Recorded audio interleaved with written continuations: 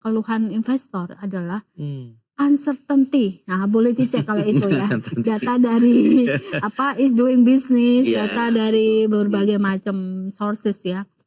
Uncertainty. Regulasi di Indonesia itu kadang tahun ini, tahun depan, tahun depannya lagi berbeda gitu loh. Iya, iya. Jadi ini adalah PR kita Betul gitu. itu. Jadi harusnya tuh ya dalam within 5 tahun atau 10 tahun tuh sama Ya. gitu. Karena kan kalau investor saya misalnya pengen bangun pabrik ya gitu, tentu tahun pertama belum untung dong, Iya, iya Iya, nggak? iya. Ya kan? At least 5 tahun, 10 tahun gitu itu sama gitu. Lah kalau tadi misalnya Indef barusan ada diskusi tentang mineral kritis ya. Regulasi yang ada di mineral kritis itu sedikit. Tetapi berubah terus Iya, tahun iya. ini tahun depan beda lagi gitu. Nah, itu Tergantung ininya. ya membuat investor itu tidak pasti ya. Iya. Padahal di awal kalau ketika mau invest kan udah ada hitungan feasibility Betul. studies-nya dan seterusnya ya kan. Apalagi yang untuk jangka panjang ya. Iya. Betul itu. Wow, PR-nya sangat klasik dong. Tapi dengan kondisi kan Indonesia sudah memiliki banyak hal ya. Mulai dari tadi kan disebutkan angin udah ada, batu bara Iya. atau mungkin mineral kritis sudah punya semua. Sebenarnya apa sih yang harus dinotis pemerintah dalam mengedepankan ekonomi Indonesia mungkin ke dalam beberapa tahun mendatang, lebih apalagi kita kan agak cukup tertinggal ya dari negara tetangga ya, terutama untuk mineral kritis dan lainnya. Kira-kira apa yang harus dinotis pemerintah? Langkah-langkah apa yang tepat sebagai strategi atau langkah yang tepat dilakukan pemerintah dalam menghadapi ini gitu? Ya, jadi memang tidak gampang ya. Ngomong sih gampang ya. Itu paling gampang, Bu. Apalagi nanya. Yang penting kan omong itu ide, Bu. Tinggal kita jaga actionnya aja, ya kan? Masalahnya kadang-kadang konsep tuh nggak sama dengan implementasi. Iya. Oke. Ya kan?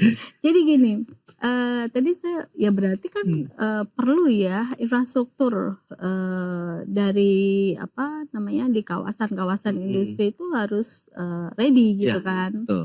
Dan yang kedua regulasinya tidak harus pasti gitu, tidak Pastian. berubah-ubah. Terus yang ketiga harmonisasi regulasi juga penting Mas, gitu ya. Jadi saya mendengar ada beberapa dan banyak investor ya, mereka mengurus perizinan itu misalnya dalam 2 tahun itu diurus perizinan 64 izin. 64, iya benar. Dan itu memakan 2 tahun Iya, gitu kan. iya. Nah itu kan ibarat orang mau bangun pabrik udah makan Betul. waktu 2 tahun Iya. dulu gitu kan. Iya. Gimana mau untungnya? Belum mulai udah percuma persiapannya 2 kan. tahun. Nah, Nanti pada saat pembangunan juga butuh berapa tahun. Iya. Pemerintahan 5 tahun. Betul. Selesai dong, Bu. nah yang ketiga ya kan ganti lagi nanti kan peraturan beda lagi. Nah, itu dia. Baru mau Kalau 2 mulai. periode oke. Nah, Aduh. itu. Nah, terus apalagi 3 periode ya.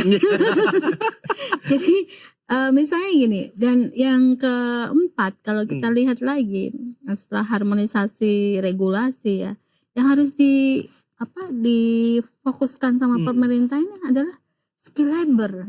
Yes. Jangan sampai bangun pabrik tapi rakyatnya atau masyarakat Indonesia tuh jadi penonton. Orang-orangnya banyak yang dari Cina gitu ya. Saya kalau di bandara itu sering ketemu loh orang-orang dari luar gitu ya, yang saya yakin itu dari Tiongkok ya.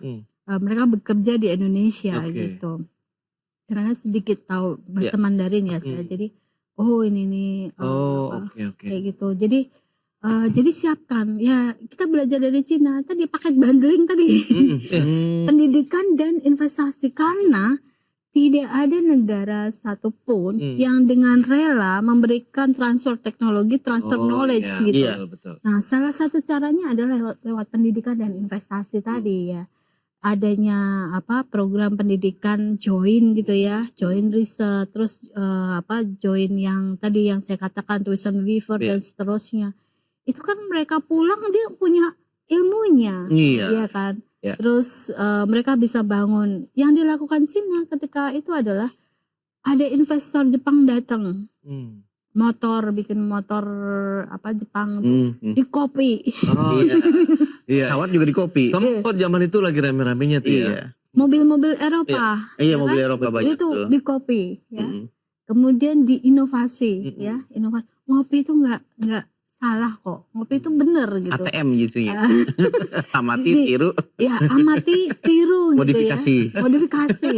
Nah baru nanti bicara tentang scale of labor, Iya, gitu. iya, iya, benar. Economic scale gitu. Hmm, Jadi bagaimana ya kita ini bisa memproduksi barang Oke. dengan banyak, dengan masif, tapi harganya murah gitu. Betul. Maka kalau gak heran ya produk-produk Cina itu kalau di luar negeri itu ya di mana-mana ada. Coba Mas Pras ke mana? Ke Eropa gitu ya. Beli souvenir ya. Yes. Mas Momo ke Australia beli Ada souvenir lagi. made in China, made in China. betul. Gitu. Kayak Ke pasar gitu. Indonesia doang ya beli mainan made in China. Nah, kayak gitu Sampai loh. ke pelosok daerah bahkan. Iya. Kita bicara mengenai produk-produk yang masif Mm-mm. banget. Mm-mm. Nah, Indonesia potensi tidak sih menuju level-level yang mereka dulu belajar sama kita begitu. Loh, saya sekali lagi potensinya itu sangat besar. Oke. Tapi masalahnya itu mengeliminasi dari berbagai tantangan yang tadi saya sebutkan itu tadi. Oke. Nah, itu kan butuh political will yang Hmm. sangat besar untuk Yes. bisa mengubah itu semua. Betul. Bagaimana mentertibkan ya regulasi pusat sampai dengan daerah itu inline. Ya itu penting banget. Tahun 2005 ya saya itu membuat artikel ilmiah yang saya presentasikan pada Kongres IC ya, Ikatan Sarjana Ekonomi Indonesia tahun 2005 di Manado. Dan tahun 2006 di IRSA ya di Malang itu di Brawijaya. Oke. Temuan saya adalah ada 500 ya regulasi yang tumpang tindih ya Pusat dan daerah. antara instansi pemerintah di pusat, antara pemerintah pusat dengan pemerintah daerah. Coba itu tolong ditertibkan dulu 500 Semua loh. lini itu. Iya, daerah-daerah, belum dinas-dinas ya. Iya. Nah, itu. Semrawut itu berarti. Iya. Wow. Ini 500 itu. Dan semoga sekarang udah berkurang Iya, atau tambah banyak. Sebenarnya sudah berkurang, Bu. Cuman kan memang pada saat kita perhatikan dari pemerintah belakangan ini memang ada beragam deregulasi yang sudah dilakukan. Nah, tapi kalau kita lihat efektivitasnya nih yang masih ditunggu nih. Nah, kalau Indef sendiri dengan upaya-upaya yang sudah dilakukan oleh pemerintah deregulasi segala macam, itu nantinya akan membuahkan hasil yang sesuai harapan nggak sih? Ya, sekali lagi regulasi itu konsepnya bagus, tetapi implementasinya harus dimonitor. Oke. Jadi itu yang harus digarisbawahi. Ketika regulasinya bagaimana, implementasinya bagaimana, harus dipastikan bahwa inline dengan konsepnya. Gitu ya.